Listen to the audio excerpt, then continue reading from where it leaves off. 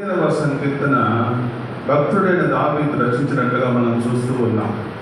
భక్తుడైన దావీదు సంకీర్తన రచిస్తూ చక్కగా దేవుని సన్నిధిలో ఆయన దేవుని వైపు చూస్తూ ప్రార్థన చేస్తూ ఉన్నాడు. దేవుని సన్నిధిలో ప్రార్థన చేస్తూ ఆయన అంటూ ఉన్నాడు, యెహోవా నీ గుడారములో అతిథిగా ఉండదగిన వాడు ఎవడు? నీ పరిశుద్ధ పర్వతము మీద నివసింపదగిన వాడు ఎవడు?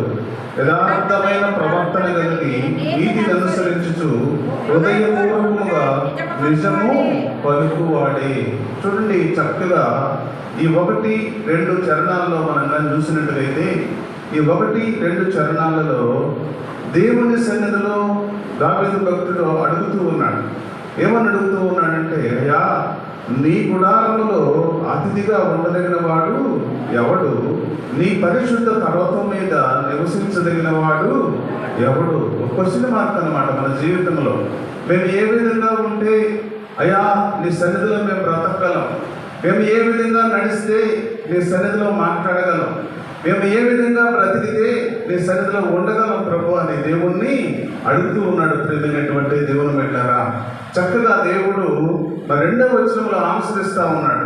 మనం ఏ విధంగా ఉండాలో, మనం ఏ విధంగా బ్రతకాలో, దేవుని సన్నిధిలో ఏ విధంగా బ్రతికితే మనల్ని దేవుడు ఆశీర్వదిస్తాడో చక్కగా మరి దావీదు భక్తుడికి ఆన్సర్ చేస్తూ ఉన్నాడు దేవుడు. 2వ వచనంలో చూస్తే యథార్థమైన ప్రవర్తన కలిగి నీతిని అనుసరించుచు హృదయపూర్వకముగా నిజము పలుకువాడే.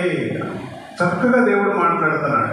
యథార్థమైన హృదయముతో, యథార్థమైన మనస్సుతో, యథార్థమైన ఆలోచనతో, యథార్థంగా దేవుని సన్నిధిలో ఎవరైతే బ్రతుకుతారో, యథార్థముగా దేవుని సన్నిధిలో ఎవరైతే నడుస్తారో, యథార్థముగా దేవుని సన్నిధిలో ఎవరైతే ముందుకు సాగుతారో వారే నా గుడారములో అతిథిగా నేను ఆహ్వానించుకుంటాను దావీదు భక్తుడా అని దేవుడు సమాధానం చెబుతూ ఉన్నాడు. ప్రియమైనటువంటి దేవుని బిడ్డలారా, మన జీవితంలో కూడా అదే దేవుని సన్నిధిలో మనం కానీ యథార్థమైన హృదయంతో బ్రతకగలిగింది, యథార్థమైన ఆలోచనతో మనం ముందుకు సాగగలిగింది, యథార్థమైన మనసుతో మనం ముందుకు సాగగలిగింది, దేవుడు మనల్ని నడిపిస్తాడు, రక్షిస్తాడు, ప్రేమిస్తాడు. ప్రియమైనటువంటి దేవుని బిడ్డలారా, అందుకని దేవుని గ్రంథంలో మనం చూసినట్లయితే ఏ విధంగా మనము బ్రతికితే, ఏ విధంగా మనం జీవిస్తే, మనం ఏ విధంగా ఉండగలమో దేవుడు చక్కగా బయలుపరుస్తూ ఉన్నాడు. ఏబు గ్రంథము 22వ అధ్యాయంలో మనం దాన్ని చూసినట్లయితే 21వ వచనం, ఆయనతో సహవాసము చేసినడలా నీకు సమాధానము కలుగును, అలాగ నీకు మేలు కలుగును. ఆయన నోటి ఉపదేశమును అవలంబించుము, ఆయన మాటలను నీ హృదయంలో ఉంచుకునుము.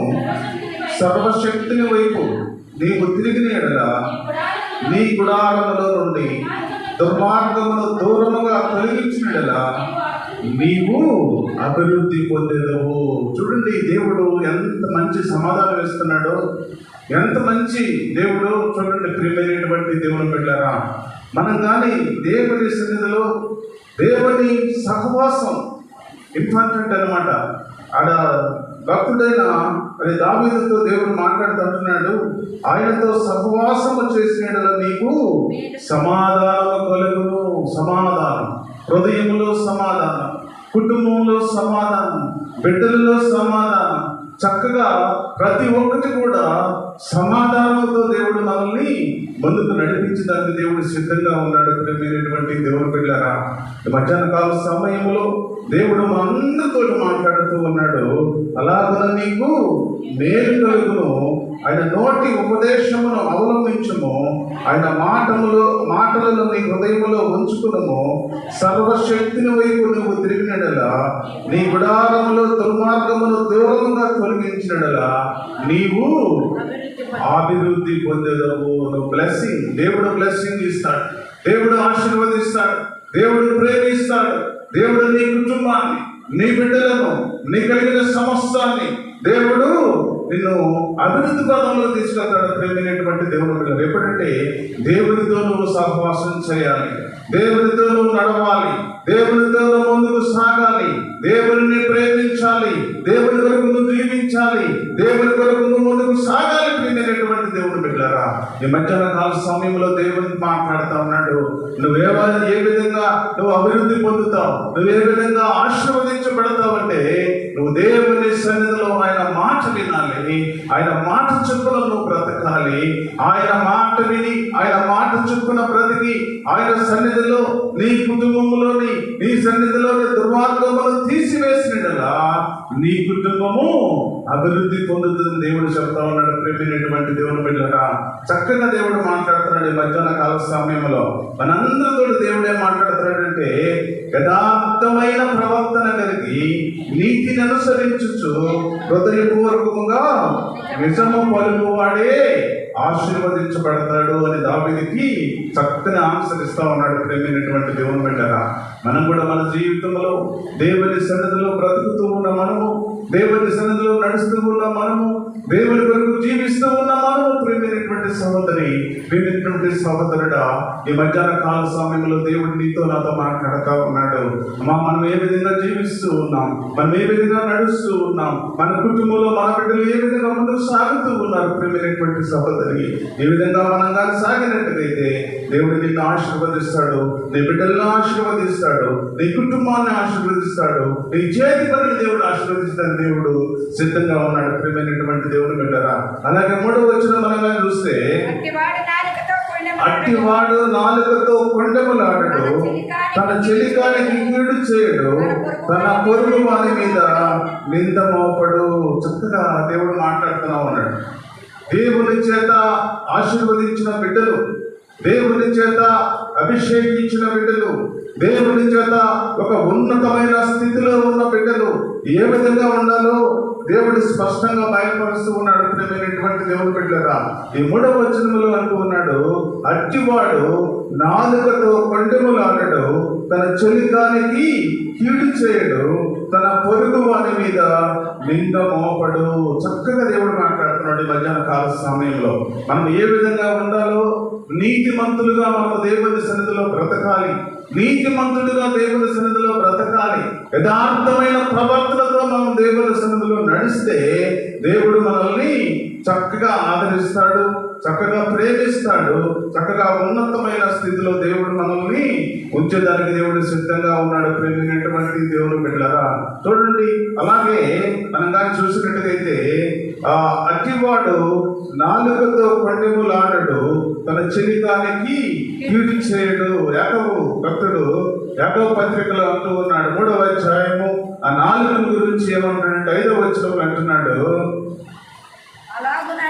అలాగునని నాలుక కూడా చిన్న అవయవమైనను బహుగా అదిరిపడను, ఎంత కొంచెము నిప్పు ఎంత విస్తారమైన అడవిని తగలబెట్టును.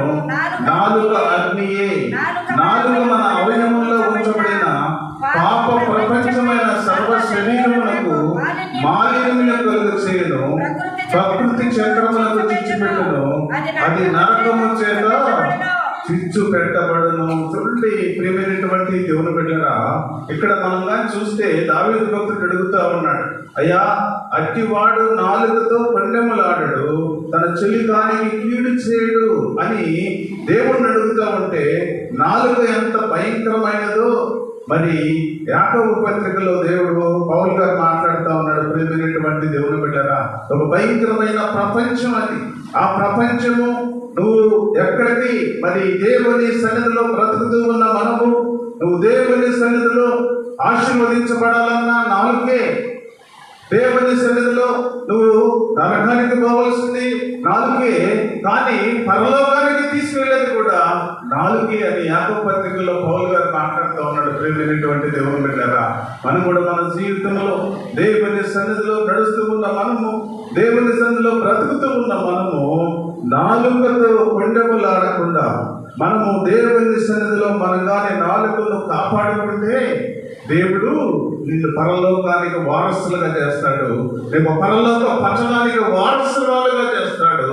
రేపు పరలోక పట్టణంలో వారసత్వం కలిగి నువ్వు జీవించడానికి మరి దేవుడు నిన్ను అభిషేకించబోతూ ఉన్నాడు. ప్రేమైనటువంటి దేవుని బిడ్డరా, అందుకని అట్టివాడు నాలుకతో కొండెములాడడు, తన చెలికానికి కీడు చేయడు, తన పొరుగు వారి మీద నింద మోపడు. చక్కగా దేవుడు మాట్లాడుతూ ఉన్నాడు. మనం కాపాడుకోగలిగితే దేవుని సన్నిధిలో మనము ఒక ఉన్నతమైన స్థితిలో దేవుని ఆరాధించే బిడ్డలుగా, దేవుని స్తుతించే బిడ్డలుగా, దేవుని కొరకు జీవించే బిడ్డలుగా మనం ముందుకు సాగాలని దేవుడు కోరుకుంటూ ఉన్నాడు. ప్రేమైనటువంటి దేవుని బిడ్డరా, 4వ వచనం మనంగా చూస్తే అతని దృష్టికి నీచుడు అసహ్యుడు, అతడు యెహోవా యందు భయభక్తులు గల వారిని సన్మానించును. చూడండి, అతడు ప్రమాణము చేయగా నష్టము కలిగినను మాట తప్పడు. చూడండి, చక్కగా దేవుడు మాట్లాడుతున్నాడు ఈ మధ్యాహ్న కాల సమయంలో. పైన నాలుకతో కొండమలాడే వారి గురించి దేవుడు మాట్లాడి ఆ కింద వచనములో అంటూ ఉన్నాడు, అతని దృష్టికి నీచుడు అసహ్యుడు, అతడు యెహోవా యందు భయభక్తులు గల వారిని సన్మానించును. దేవుడు సన్మానిస్తాడు మనల్ని. ఎప్పుడైతే దేవుని సన్నిధిలో యథార్థంగా బ్రతుకుతూ ఉంటామో, దేవుని సన్నిధిలో యథార్థంగా నడుస్తూ ఉంటామో, దేవుని సన్నిధిలో దేవుని కొరకు జీవిస్తూ ఉంటామో, దేవుని కొరకు మనము ఆరాటపడుతూ ఉంటామో, దేవుని కొరకు మనం ప్రేమించే వ్యక్తులుగా మనం ఉంటామో, ప్రియమైనటువంటి సహోదరి సహోదరుడా, దేవుడు మధ్యాహ్న కాల సమయంలో మాట్లాడుతూ ఉన్నాడు. ఆయన దేవుడు సన్మానించే వారిగా మనం ఉండాలి. దేవుని సన్నిధిలో ఒక్కసారి దేవుడు నిన్ను అభిషేకిస్తే, దేవుడు నిన్ను ఆశీర్వదిస్తే, దేవుడు నిన్ను ఒక ఉన్నతమైన స్థితిలో ఉంచితే ఎవరు కూడా దాన్ని తీసివేయలేరని దేవుడు చెబుతూ ఉన్నాడు. ప్రియమైనటువంటి దేవుని బిడ్డరా, అందుకని అంటున్నాడు, అతడు యెహోవా యందు భయభక్తులు గల వారిని ఆయన సన్మానించును. దేవుడు కానీ నిన్ను సన్మానిస్తే, దేవుడు కానీ నిన్ను ప్రేమిస్తే ఒక ఉన్నతమైన స్థితి, ఉన్నతమైన ఆశీర్వాదం నీకు కలుగుతుందని దేవుడు తెలియజేస్తూ ఉన్నాడు. ప్రేమైనటువంటి దేవుని బిడ్డరా, దేవుని సన్నిధిలో బ్రతుకుతూ ఉన్న మనము ఏ విధంగా ఉండాలో, ఏ విధంగా నడవాలో ప్రేమైనటువంటి దేవుని బిడ్డరా చక్కగా ఏబు రాసిన గ్రంథంలో దేవుడు మాట్లాడుతున్నాడు మన అందరితోటి. ఏబు రాసిన గ్రంథంలో దేవుడు సాతానుతో అంటా ఉన్నాడు. 1వ అధ్యాయము 8వ వచనంలో మనం చూస్తే, అందుకు యెహోవా నీవు నా సేవకుడైన ఏబు సంగతి ఆలోచించితివా? అతడు యథార్థవర్తనుడు, న్యాయవంతుడునై దేవుని యందు భయభక్తులు కలిగి చెడుతనమును విసర్జించిన వాడు, భూమి మీద అతడంతటి వాడు ఎవరును లేడు అని ఎవరు మాట్లాడుతున్నారు? దేవుడు మాట్లాడుతున్నాడు. ఎంత మంచి సాక్ష్యం చూడండి ప్రియమైనటువంటి దేవుని బిడ్డలారా. దేవుడు సన్మానించదగిన వ్యక్తి, దేవుడు సన్మానిస్తూ ఉన్నాడు. ఏబు జీవితంలో కలిగిన ప్రతి ఒక్క దాన్ని కూడా దేవుడు ఆశీర్వదించాడు. ప్రియమైనటువంటి దేవుని బిడ్డలారా, సాతానుతో మరి దేవుడు మాట్లాడుతూ అంటున్నాడు, అతడంతటి వాడు భూమి మీద ఎవ్వరు కూడా లేరు. ఒక ఉన్నతమైన స్థితిలో, ఉన్నతమైన వ్యక్తిగా, ఉన్నతమైన మనిషిగా, ఉన్నతమైన ప్రేమతో, ఉన్నతమైన ఆశీర్వాదంతో, ఉన్నతమైన భక్తితో అతను నడుస్తూ ఉన్నాడు కనుక అతనంతటి వాడు ఎవరు కూడా లేరు అని దేవుడు మరి ఒక మంచి సాక్ష్యం ఇస్తా ఉన్నాడు. ప్రియమైనటువంటి దేవుని బిడ్డలారా, అలాంటి ఉన్నతమైన సాక్ష్యం మన జీవితంలో పొందుకుంటే దేవుడు ఏబును మొదట ఆశీర్వదించబడిన దానికంటే మరి అధికముగా ఆశీర్వదించను. దేవుడు ఆశీర్వదిస్తాడు. నీ కుటుంబాన్ని దేవుడు ఆశీర్వదిస్తాడు. ఎప్పుడంటే దేవుని సన్నిధిలో ఎవరైతే యథార్థంగా బ్రతుకుతారో, దేవుని సన్నిధిలో ఎవరైతే యథార్థంగా నడుస్తూ ఉంటారో, దేవుని సన్నిధిలో ఎవరైతే యథార్థమైన జీవితం జీవిస్తూ ఉంటారో వారిని దేవుడు మరి అధికముగా ఆశీర్వదించడానికి దేవుడు సిద్ధంగా. అందుకనే ఎవరి గురించి అంటున్నాడు, అతడంతటి వాడు భూమి మీద ఎవ్వరు కూడా లేరు. అతను ఒక ప్రత్యేకమైన వ్యక్తి, ఒక ప్రత్యేకమైన భక్తుడు, ఒక ప్రత్యేకమైన స్థితి కలిగిన వాడు అని ఏబు గురించి దేవుడు సాక్ష్యం ఇస్తూ ఉన్నాడు. ప్రియమైనటువంటి దేవుని బిడ్డలారా, అలాంటి జీవితంలో మనంగా కూడా ఉంటే దేవుడు మనల్ని గురించి కూడా సాక్ష్యం ఇస్తాడు. మనల్ని గురించి దేవుడు సాక్ష్యం ఇస్తే మరి ఏబును ఎలాగ దేవుడు ఆశీర్వదించాడో అదే విధంగా చివరి వచనంలో, చివరి అధ్యాయంలో మనం కానీ చూస్తే, చివరి అధ్యాయం 42వ 12వ వచనంలో మనం చూసినట్లయితే యెహోవా యోబును మొదట ఆశీర్వదించిన దానికంటే మరి అధికముగా ఆశీర్వదించెను. చక్కగా దేవుడు మాట్లాడుతున్నాడు. మొదట ఆశీర్వదించబడిన దానికంటే మరి అధికముగా దేవుడు ఆశీర్వదించెను. ఎందుకు? ఆయనలో ఉన్న ప్రవర్తనను బట్టి, ఆయనలో ఉన్న భక్తిని బట్టి, ఆయనలో ఉన్న ఆలోచనను బట్టి, ఆయనలో ఉన్న స్థితిని బట్టి, ఆయనలో ఉన్న యథార్థతను బట్టి, ఆయనలో ఉన్న నీతిని బట్టి మొదట ఆశీర్వదించబడిన దానికంటే మరి అధికముగా దేవుడు ఆశీర్వదించాడు. ప్రియమైనటువంటి దేవుని బిడ్డరా, అందుకని అంటున్నాడు, సాతానుతో దేవుడు మాట్లాడుతా ఏమన్నాడంటే, అలాంటి వాడు భూమి మీద ఎవరు కూడా లేరు అని దేవుడు సాక్ష్యం ఇస్తా ఉన్నాడు. ప్రియమైనటువంటి దేవుని బిడ్డరా, నీ జీవితంలో నా జీవితంలో కూడా యోబువలే మనంగా జీవిస్తే, నీ జీవితంలో నా జీవితంలో యోబువలే మనగానే బ్రతకగలిగితే, యోబువలే మనం కూడా ముందుకు సాగగలిగితే, యోబు ఏ విధంగా యథార్థంగా బ్రతికాడో, యోబు ఏ విధంగా యథార్థంగా నడిచాడో, యోబు ఏ విధంగా యథార్థమైన జీవితం జీవించాడో, ఆ విధంగా కూడా మనంగా జీవిస్తే మన కుటుంబాన్ని ఆశీర్వదిస్తాడు, మన బిడ్డలను దేవుడు ఆశీర్వదిస్తాడు, మన కలిగిన సమస్తాన్ని దేవుడు మంచి ఆశీర్వాదంతో ముందుకు నడిపించడానికి దేవుడు సిద్ధంగా ఉన్నాడు. ప్రేమైనటువంటి దేవుని బిడ్డరా, ఆ చివరి వచనంలో మనంగా చూస్తే, తన ద్రవ్యము వడ్డీకి ఇవ్వడు, నిరపరాధిని చెరుపుటకై లంచము పుచ్చుకొనడు, ఈ ప్రకారము చేయవాడు ఎన్నడూను కదల్చబడడు. ఎంత మంచి వాక్యం దేవుడు ఇస్తున్నాడంటే, చక్కగా దేవుడు మాట్లాడుతూ ఉన్నాడు. తన ద్రవ్యమును వడ్డీకి ఇవ్వడు, నిరపరాధిని చెరుపుటకై లంచము పుచ్చుకొనడు, ఈ ప్రకారము చేయవాడు ఎన్నడూను కదల్చబడ్డు. ఒక పిల్లర్, దేవుడు ఒక పిల్లర్, ఈ బిల్డింగ్కు మనము పిల్లర్లు వేసి ఆ పిల్లర్ల మీద ఏ విధంగా స్లాబ్ వేసామో ఆ విధంగా దేవుడు నేను ఒక ఉన్నతమైన స్థితిలో నిలబెట్టడానికి దేవుడు సిద్ధంగా ఉన్నాడు. ప్రేమైనటువంటి దేవుని బిడ్డరా, ఎప్పుడంటే దేవుని మాట విన్నప్పుడు, దేవుని ఆలోచనతో నడిచినప్పుడు, దేవుని కొరకు నువ్వు జీవించినప్పుడు దేవుడు ఆ విధంగా నిన్ను ఆశీర్వదిస్తున్నారు. దేవుడు సిద్ధంగా ఉన్నాడు. ప్రేమైనటువంటి దేవుని బిడ్డరా, అదే యెషయా గ్రంథం చూడండి. యెషయా గ్రంథంలో మనం కానీ చూసినట్లయితే, యెషయా గ్రంథము 42వ అధ్యాయంలో మనం కానీ చూస్తే,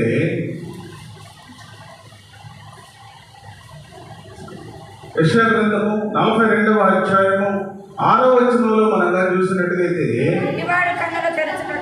గుడ్డివారి కన్నులు తెరచుటకును, బంధింపబడిన వారిని చెరసాలలో నుండి వెలుపడి తెచ్చుటకును, చీకటిలో నివసించు వారిని బందీ గృహముల నుండి వెలుపడి తెచ్చుటకును, యెహోవానగు నేనే నీతి విషయములోను నిన్ను పిలిచి నీ చేయి పట్టుకొని ఉన్నాను, నిన్ను కాపాడి ప్రజల కొరకును నిబంధనగాను అన్ని జనులకు వెలుగుగాను నిన్ను నియమించి ఉన్నాను. దేవుని సంకల్పం ఏ విధంగా ఉందో చూడండి. నీ పట్ల ప్రేమైనటువంటి దేవుని బిడ్డలారా, దేవుడు ఎన్నడూ నిన్ను కదల్చకుండా ఉండాలి అంటే, దేవుడు నిన్ను ఒక పిల్లర్గా ఉంచాలి అంటే, దేవుడు ఏం మాట్లాడుతున్నాడంటే, ఏదో ఆషామాషిగా మరి దేవుడు నేను పిలవలేదు.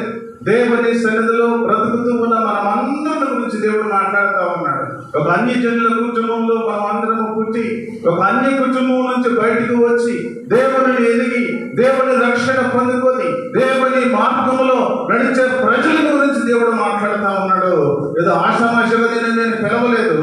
గుడ్డివారి కన్నులు తెరచుటకును, బంధింపబడిన వారిని చెరసాలలో నుండి వెలుపలకు తెచ్చుటకును, చీకటిలో నివసించు వారిని బందీ గృహములో నుండి వెలుపలకు తెచ్చుటకును. ఎన్ని మాటలంటే మనం ఏం చేస్తూ ఉన్నాం మన జీవితంలో? ప్రేమైనటువంటి దేవుని బిడ్డగా, గుడ్డివాడి కన్నులు తెచ్చుటకును. గుడ్డివాడు అంటే మామూలు గుడ్డివాడు కాదు.